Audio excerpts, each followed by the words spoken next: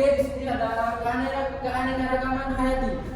Keanekaragaman hayati adalah suatu kesatuan dari bermacam-macam makhluk hidup ditinjau dari keanekaragaman jenis, dari keanekaragaman genetik, dan juga dari keanekaragaman ekosistem.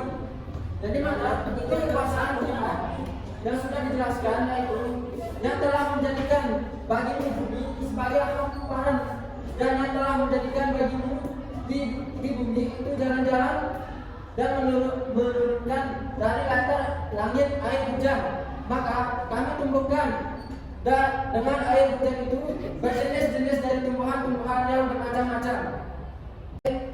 2003, keanekaragaman hayati dapat digolongkan menjadi 3, yaitu keanekaragaman spesies, keanekaragaman genetik, dan juga keanekaragaman ekosistem. Oke, di sini yang pertama ada keanekaragaman spesies, mencakup seluruh spesies yang ditemukan di bumi, termasuk bakteri dan protista dari kingdom bersel, banyak tumbuhan, jamur, hewan yang bersel banyak atau multiseluler. Yang kedua di sini adalah keanekaragaman genetik. Variasi genetik dalam suatu spesies, baik di antara populasi yang terpisah secara genetik mampu di antara individu dalam suatu populasi. Yang ketiga di sini adalah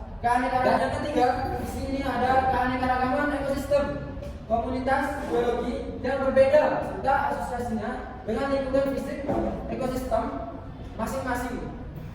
Sebagai pemateri kedua akan melanjutkan materi selanjutnya. Yang pertama, keanekaragaman fauna atau hewan. Di Indonesia terkenal dari persebaran geografis dan ekologinya. Di sebelah barat garis Wales, hewan Indonesia mendapatkan pengaruh dari fauna Asia.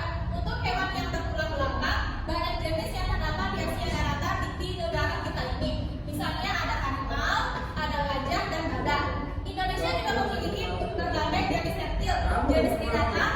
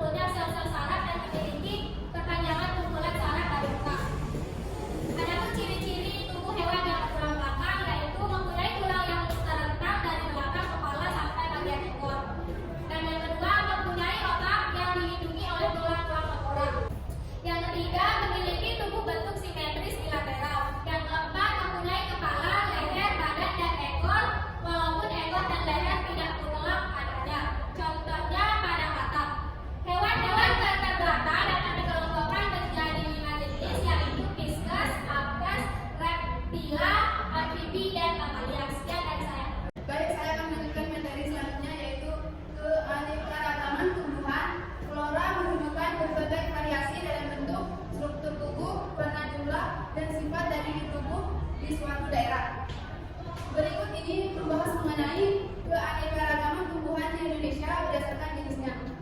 Lumut merupakan kelompok tumbuhan yang telah beradaptasi dengan lingkungan darat. Kelompok tumbuhan ini menyeberangkannya menggunakan spora dan telah mendiami bumi semenjak kurang lebih 350 juta tahun yang lalu.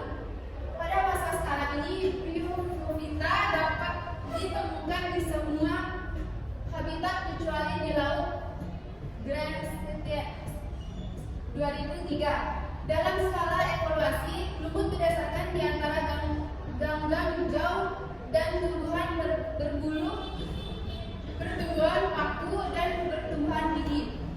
Baik, saya akan melanjutkan yang dari terakhir, yaitu Pteridophyta atau tumbuhan paku merupakan salah satu jenis tumbuhan yang banyak hidup di hutan Indonesia. Tumbuhan ini disebut tumbuhan paku atau Pteridophyta karena tergolong tumbuhan Phormiphyta berspora yang dapat hidup di berbagai habitat baik secara terestrial, epilit maupun akuatik. Selanjutnya yaitu Spermatophyta atau tumbuhan berbiji yang disebut Spermatophyta, merupakan golongan tumbuhan dengan tingkat perkembangan filogenetik tertinggi yang sebagai ciri khasnya